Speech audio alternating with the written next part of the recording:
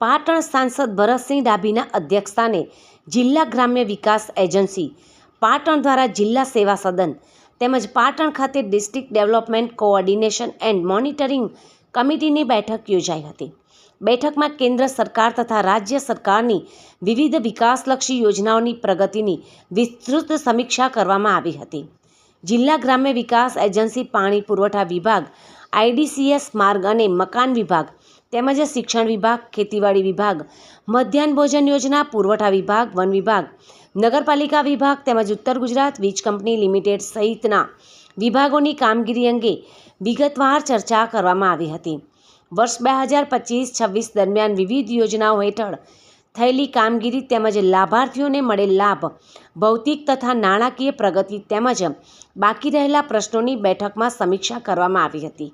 સાંસદશ્રીએ વિવિધ વિભાગોના અધિકારીઓને વિકાસ કાર્યો સમય મર્યાદામાં પૂર્ણ કરવા તેમજ લાભાર્થી કેન્દ્રિત કામગીરીને પ્રાથમિકતા આપવા અને સરકારની જનકલ્યાણકારી યોજનાનો લાભ છેવાડાના માનવી સુધી પહોંચે તે માટે સુચારુ આયોજન સાથે કામગીરી કરવા સૂચના આપી હતી।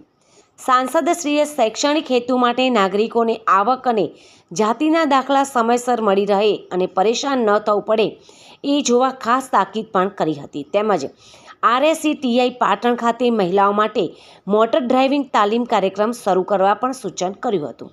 બેઠક દરમિયાન જિલ્લા ગ્રામ્ય વિકાસ એજન્સીની વિવિધ યોજનાઓ, મનરેગા તેમજ માર્ગ અને મકાન વિભાગ, ઈ-ગ્રામ યોજના, શિક્ષણ વિભાગ, ખેતીવાડી વિભાગ, નગરપાલિકાઓની કામગીરી, પાણી પુરવઠા યોજના તેમજ રાષ્ટ્રીય ગ્રામીણ પેયજળ યોજના અને નેશનલ લેન્ડ રેકોર્ડ સંબંધિત મુદ્દાઓની વિસ્તૃત સમીક્ષા પણ કરવામાં આવી હતી।